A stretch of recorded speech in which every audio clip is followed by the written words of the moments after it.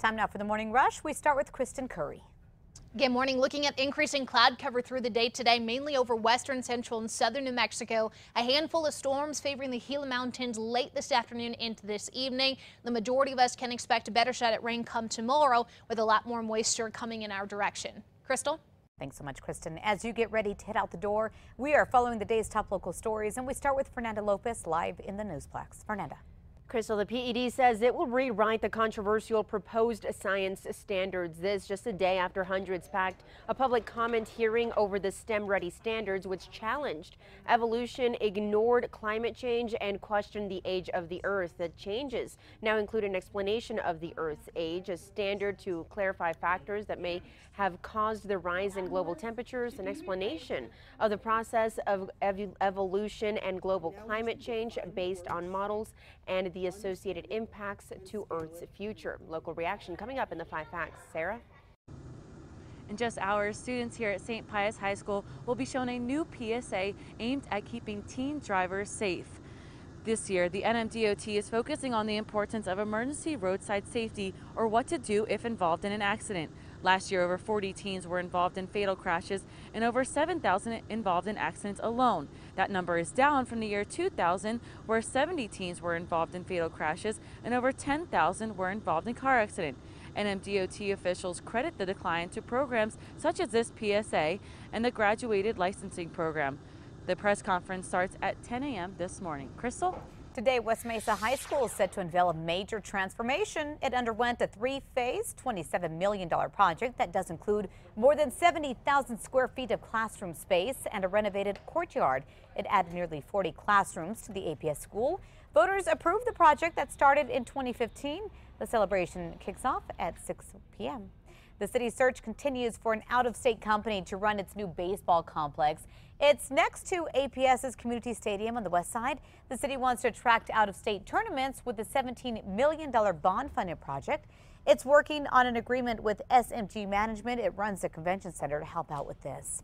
On to more news. A controversy continues over President Trump's assertion that past presidents did not call the families of fallen U.S. soldiers. The president says he's called all 4 U.S. soldiers, the families of the U.S. soldiers recently killed in Niger. But a Democratic congresswoman says she was with one of the soldiers' widows when President Trump called. She says the president told the widow, quote, "Well, I guess he knew what he was getting into." About an hour and a half ago, the president responded via Twitter saying that story is fabricated. On to new news this morning. President Trump's most recent travel ban will not go into effect today. This after a federal judge temporarily blocked it. The ban would affect people coming from 5 Middle Eastern countries, as well as North Korea, Chad, and Venezuela. Yesterday, the federal judge called it dangerously flawed. Kristen. Happening now, the 11,000 firefighters battling one of the greatest fires to ever burn in California are starting to gain the upper hand. One sign of good news, the 2 largest fires are about 60% contained, and rain forecasted tomorrow could help calm down the flames. But officials say 88 people are still reported missing in Sonoma County. Of course, we'll keep you updated on the progress there. I do want to show you when it comes to the Metro Threat Index here in Albuquerque today. Nothing to worry about, more cloud cover, but we are not expected to see anything in the way of rain today. Our temperatures will stay on the warmer side in the mid to upper 70s with light winds out of the north 5 to 10 miles per hour. Crystal? Video going viral this morning shows the Celtics' newest player, Gordon Hayward, breaking his left ankle just 5 minutes into his debut. While medical staff tended to his injury, the Celtics huddled together on the sidelines in an emotional display of solidarity. After the game, the head coach told reporters that Hayward had suffered a fractured tibia and dislocated his ankle. The image up close is terrifying. We didn't want to show you this morning. No word on how long Hayward will be out. If you weren't able to fully experience the balloon fiesta this past weekend, you may get a second chance. Saturday evening and Sunday morning, it was too windy for the balloons to go up. Fiesta officials say if you had tickets purchased for Saturday night's glow or Sunday morning's mass ascension, they can be used for a session during next year's event. So hold on tight to those tickets. Kristen. All right, let's get a check on your Wednesday morning commute. Nothing out there when it comes to major crashes or slowdowns. We're looking pretty good. I-40 eastbound. Everything else looks green. We'll take it. I'll let you know if I see anything otherwise. We'll have more updates throughout the morning.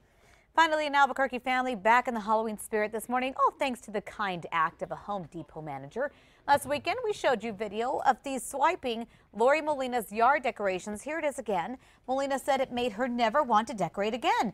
But then she heard from Home Depot offering to donate new decorations, reminding her that there are still good people in this world. Aww. Great ending. Pretty cool. All right, time for the 5 facts. At number 5, Ice Dopes fans, listen up. You have just a couple more days to help the team win a MLB. Voting for this year's Minor League Baseball Awards runs through Friday.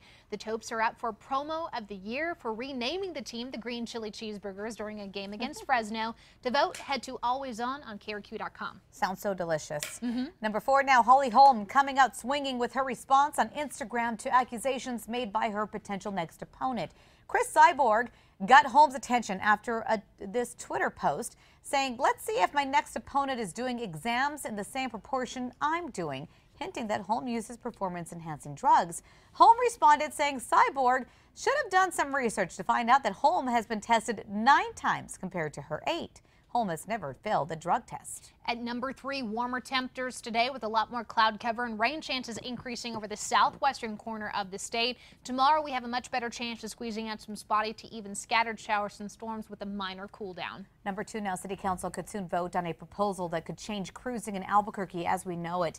Councilor Clarissa Pena is proposing an ordinance that would create a task force and rules that cruisers should follow, saying it's time to get rid of the barricades APD puts up on Central during the weekends to block the cruisers.